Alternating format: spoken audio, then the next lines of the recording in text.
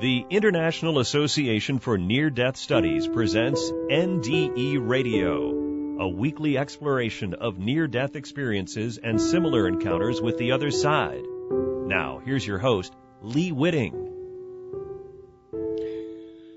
Do you have to die to appreciate near-death visions, or can just hearing stories from near-death experiencers open our eyes to what happens when we die? Welcome to NDE Radio, brought to you by the International Association for Near-Death Studies. I'm your host, Lee Witting. Before we get into today's discussion, I want to mention something that happened to me on account of listening to radio this morning. On Garrison Keillor's Writer's Almanac show on public radio, he read an excerpt from William Wordsworth's ode, Intimations of Immortality from Recollections of Early Childhood. And by golly, I had one. And so I thought I'd read just one little phrase from this poem to you guys, and maybe you'll have the same reaction. This triggered a memory of my own that confirmed the experience of remembering a way of seeing when we are very young. So let me just read this one verse and see if it doesn't do the same thing for you.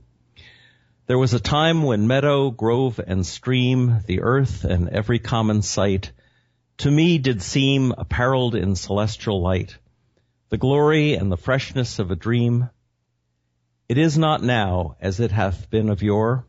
Turn wheresoe'er I may by night or day, the things which I have seen, I now can see no more.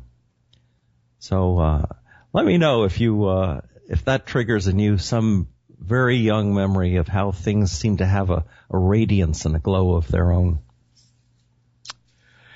In my career as a hospital chaplain, as an experiencer myself, it's been easy for me to use my NDE in talking to those who ask me about what happens when we die. But what about chaplains and other counselors who have not had an NDE? Can they use stories from this rich source of otherworldly experience to assure worried patients about the immortality of the soul? Well, our guest today has been doing just that, and with notable success. Bo Billups, a non-NDEer himself, was motivated by NDE research to start a death and dying study support group at his church, moderate NDE book discussions, and search for a faith community that more fully reflected the lessons of the NDE. He believes we don't need to have an NDE to appreciate the profound life lessons they reveal. Moreover, Bo has observed that when exposed to NDE research and the personal NDE stories, some non-near-death experiencers are compelled to share their own unique spiritual experiences they have rarely, if ever, discussed before. The topic can also lead to a new openness to spirituality based on living without fear, living with purpose, and the true nature of consciousness. Bo is a real estate professional in Washington, D.C. He volunteers with organizations helping to promote action to limit climate change and prevent youth suicide. After college, Bo's first job was in Kenya, teaching English as a rural secondary school. Bo, welcome to NDE Radio. Thanks very much, Lee. Good to be with you. Bo, tell us, to start off with, how you became interested in NDEs and how it sort of led you in the path you're going in now. Mm-hmm. It's an interesting story. In 1976, I was 10 years old, and my dad shared with my sister and I this interesting book he was reading called Life After Life, and I decided I wanted to read it, and I ended up doing a fifth-grade book report on it to the dismay of my teachers, but it kind of started a lifelong interest in the topic, but it wasn't until much later and recently in 2007 when my UVA alumni magazine had a fascinating 30th anniversary kind of retrospective on the book Life After Life. Moody wrote it while he was studying at UVA in working with Bruce Grayson, the director of the Division of Perceptual Studies there in the med school in the psychiatry department. And I started sharing that article with a lot of people. And it led to some really profound discussions about life and death and their own spiritual experiences. There was one conversation I'll really never forget with my aunt when she was in end stages of a very brief fight with stage 4 lung cancer, where I shared this article with her. I had actually sent it to her just before she was diagnosed by coincidence, and when we discussed it, it led to a long, revealing conversation about her own spirituality that basically none of us were aware of. She was not religious at all, but I felt like the article was a way for her to reconnect to her spirituality at the end of life, and it led to a lot of other discussions with other people, my father, her brother, and other close family members. So I kind of then got motivated to share the information about the near-death experience with others, and that led to starting a death and dying study group at our church. It wasn't just about the near-death experience, but also about how folks can be more present at death and support those who are in hospice with books like The Needs of the Dying and other Elizabeth Kubler-Ross. We studied a lot of those different books, but certainly the NDE was a big part of our focus as well. Now, you were, I think, as I understand, part of a mainline church at that time, mainline Protestant church, that wasn't terribly receptive to the notion of discussing NDEs as a part of their understanding of what happens when we die. So tell us, because I think this is true not just of that one congregation, but of many, many mainline congregations that I've encountered. Why do you think that is, and how is it possible to change that attitude toward NDEs? Right. Well, first I'd say, as far as that church's attitude goes, it was a very progressive, open-minded church here in D.C., one of the largest Methodist churches in our Baltimore-Washington conference, and they were very supportive in terms of allowing us to explore these topics. I don't think not everyone was on board with the topic, or I think skeptical was probably the attitude of some, but one of the talks we had where we brought in a speaker, he was a former president of IANS. 50 people came out of a congregation of about 800 or 900. So that was a great turnout. And my interest in finding a different spiritual home kind of grew out of the life, the lessons of the NDE, where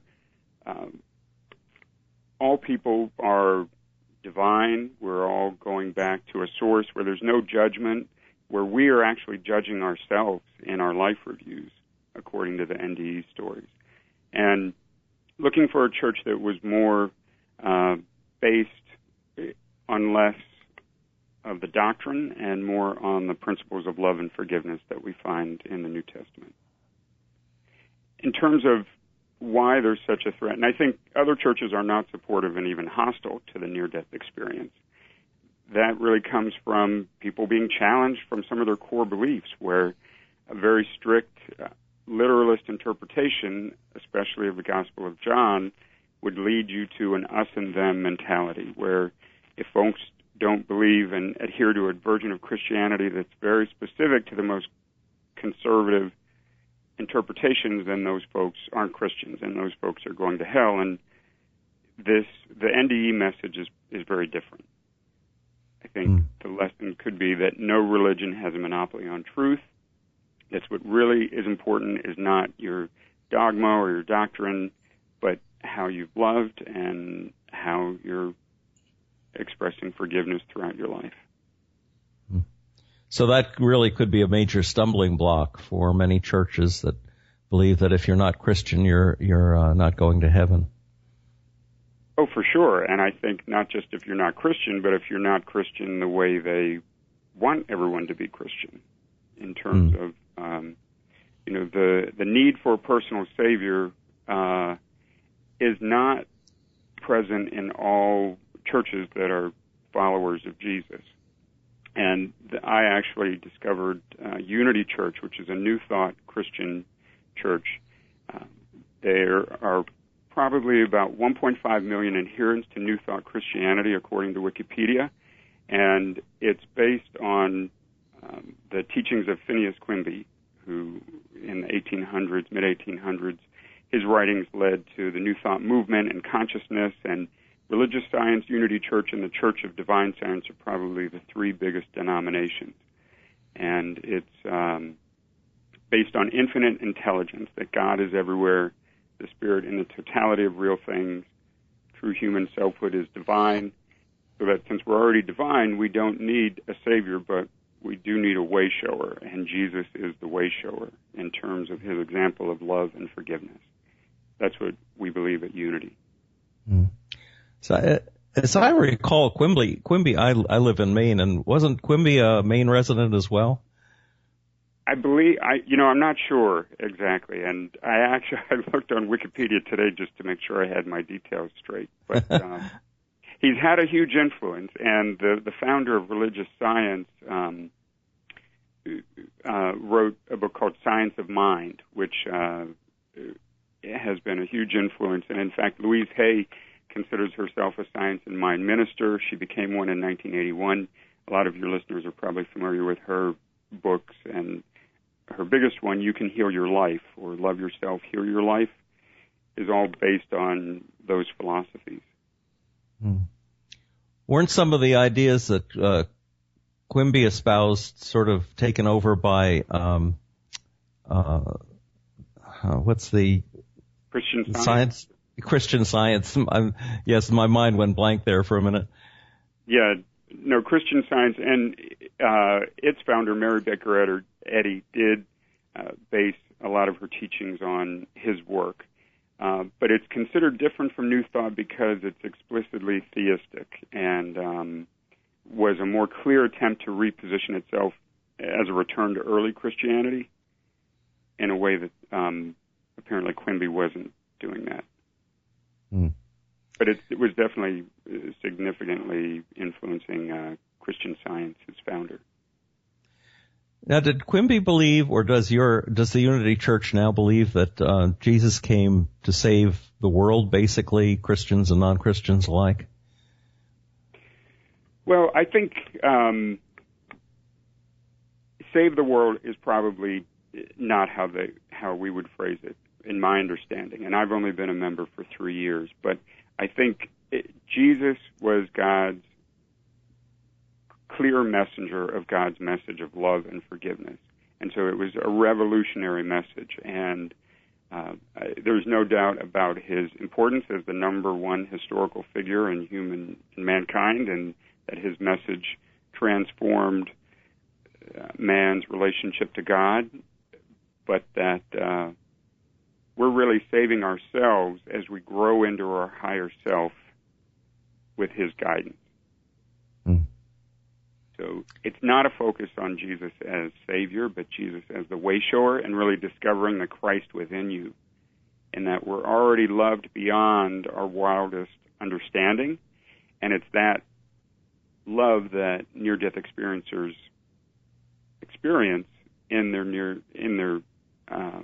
NDEs, that when we're reconnected back to that somehow this is some kind of experience that maybe we volunteered for, and we come in soul groups to live out, to express God's love through our incarnation as spiritual beings having a human experience, in that famous quote. The power of some of the NDE stories that I've read or encountered, firsthand from talking to patients at the hospital, do tend to trigger in other people, in family members or friends, memories of some other kinds of spiritual experience that they may have had. Do you find this is true? And maybe you could tell us about some of those connections. Yes, definitely. I think that's a common reaction. When people learn about the NDE and this amazing experience that many, thousands, I guess millions of people have had, although, not everyone's writing books about it, it's very common. In fact, I found most people know someone who have had an NDE when the subject is brought up, like, oh yeah, my uncle had that, or my dad had that, or sometimes people say, I had that. I've had many friends tell me they had one. And at dinner parties, this comes up. I've been at a dinner party where the mother shared this and had never told the two daughters that she had two, each one during a difficult pregnancy, a delivery. So it's remarkable that people hold these stories back until they feel like they're given permission to discuss it when it comes up either in a book discussion or a one-on-one conversation. But that's exactly what happened when I was with my aunt at the hospital. And she wasn't very open to the topic when I raised the articles and the NDE, but then after a long pause, she said to me, did I ever tell you about the time when Stu came back to me after he died in a dream every night for 2 weeks? And she went on to explain this dream where she said, I was asleep, but I was awake, and the elements of the dream were very common in terms of what people share for those with those dreams that are not really dreams, where you're talking to someone, but it's like mental telepathy. They look beautiful, as good as they've ever looked, outlined in a white light. And the message from the deceased is typically, I'm okay and you're going to be okay. And don't worry about me. Live your life and live it with love. These experiences with the deceased are very common. In the U.S., surveys have shown that up to 50% of the population has either experienced a vision of the dead person and had a conversation, or has felt the presence of someone who's passed away recently. And so many people have had that experience, and those come up in these conversations that we have in the book discussions. When people share, most people have had something happen in their life that they can't explain and that stays with them very clearly, and are pretty eager to discuss it when they're given the opportunity. And I think it's a way to reconnect to their spirituality. What do you suppose is holding people back from talking about these things? If there are 50% of the population out there who have in some way experienced a personal spiritual revelation, what is it? Is it churches that are repressing the discussion of this? Is it the basic scientific nature of our way of thinking these days that represses it? And how can we give permission to people to talk more about this? I mean, I think the main thing holding people back is they don't want people to think they're crazy. They don't want to be embarrassed. And once people hear about so many other people having these experiences, and I think Eben Alexander's book, Proof of Heaven, the fact that he was a neurosurgeon, gave people, well, if this guy knows the brain that well and his conclusions are that his experience was legitimate and it's totally outside the realm of how medicine and physicians are viewing the nature of consciousness, then I guess it's okay for me to talk about, my grandmother when she came and sat at the end of my bed the day after her funeral. I think this stuff is very threatening to a lot of conservative churches that don't have any of this in their bandwidth.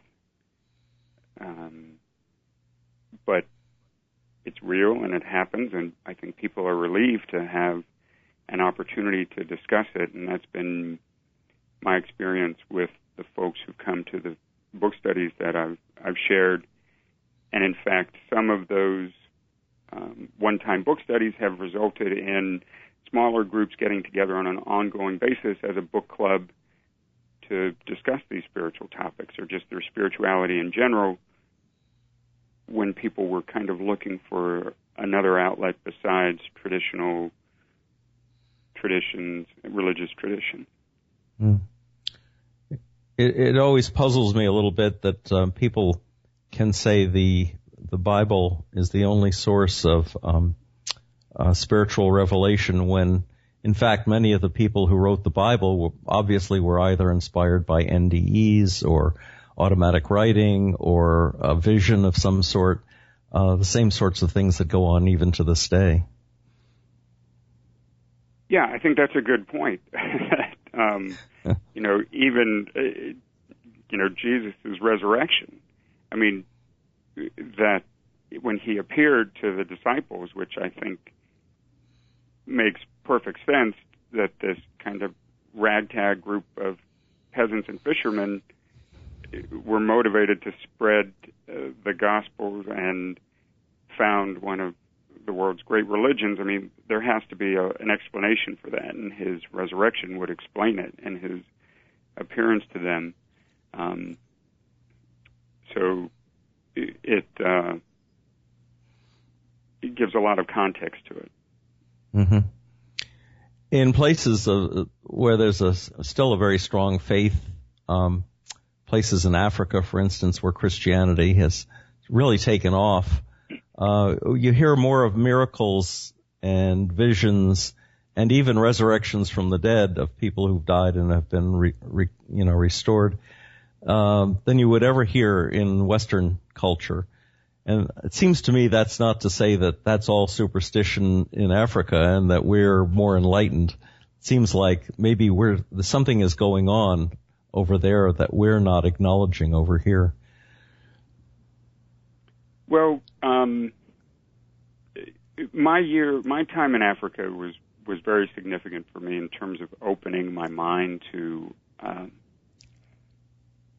just in general. And Africa really stays in your heart, and it's a pretty special place where, so different from North America and Europe, where I'd spent a lot of time previously, that there's a connection to spirit, I think, in the non-Western world that we just can't appreciate, where their lack of possessions, our wealth and our cars, our big homes, everything we have in our houses, it weighs us down in a way and depresses our spirituality, that the developing world is completely free of that. That was my observation. And to this day, I've never met a community of people who were happy. No one's taking Paxil or whatever. There's no depression that I saw, but they have so little in the way of material possessions. I mean, obviously there's a lot of problems, and life wasn't perfect or easy, but there's a genuine happiness that I think comes from their spirit. That our modern... I had the opportunity to spend some time in Ethiopia myself, and the people there were, and it's predominantly a Christian country, but the people that I met were so spiritual and so impoverished at the same time.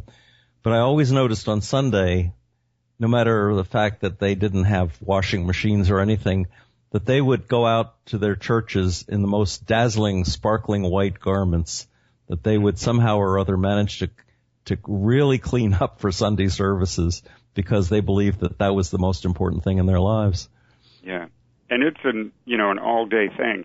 I mean, it's not like an hour you're in and you're out, like a lot of our services.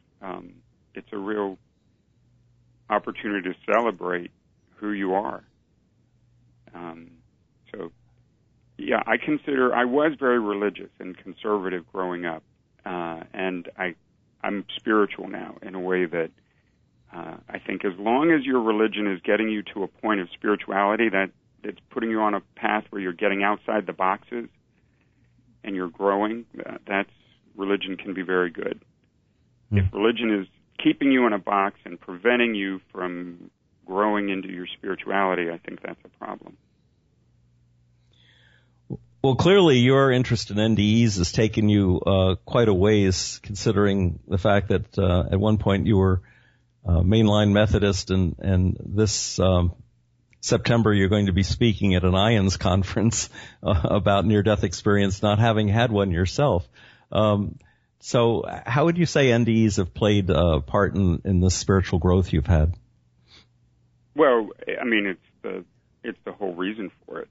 I think it expanded my mind and led me to what I feel like is a more genuine spirituality and healthier place where I think the bottom line is it's all about love and forgiveness, and Jesus is his life was a perfect example of that. And it's not about us and them.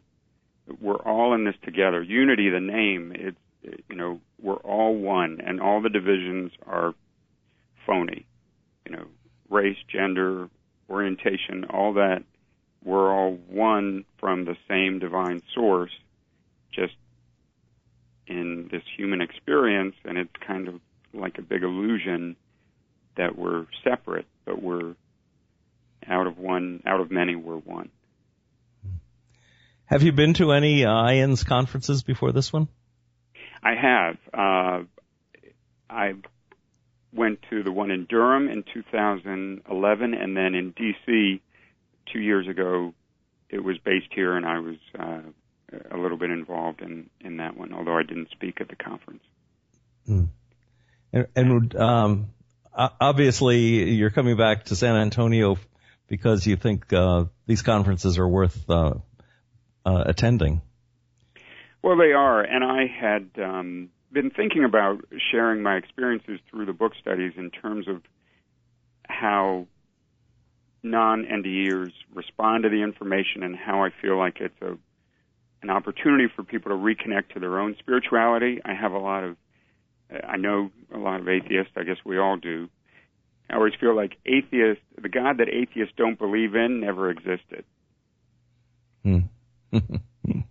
But that the NDE is a way for them to think about God in a new way.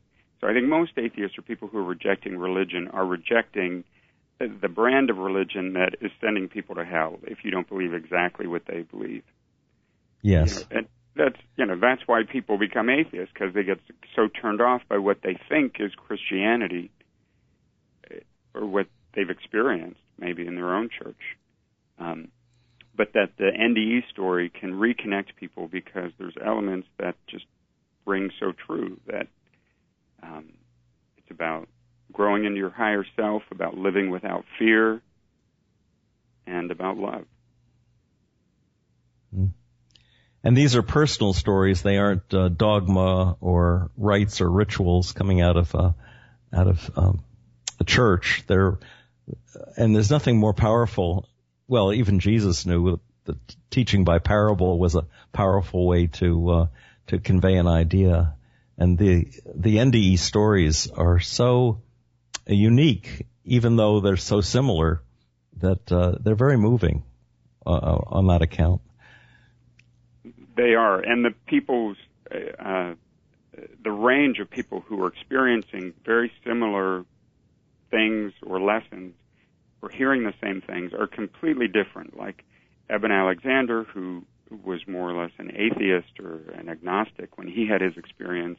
Mary Neal, who is a conservative Christian, relatively conservative, and I wouldn't say, she's a more traditional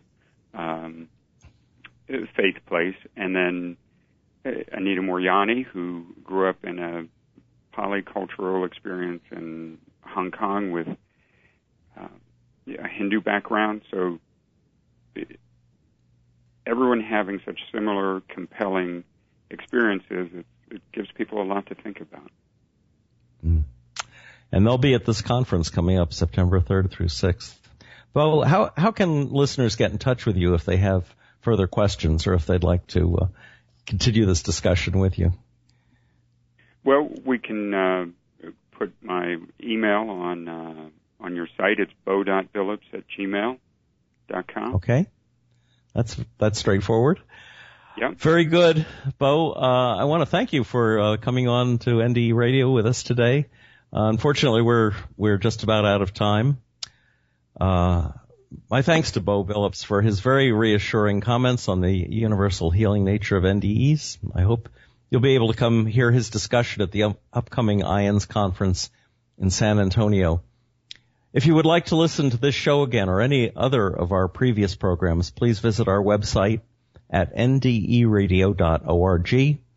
And for more information about IANS, please check that website at iands.org. There will be information there about our upcoming Labor Day weekend conference in San Antonio, Texas, on NDEs as rites of passage from September 3rd through 6th.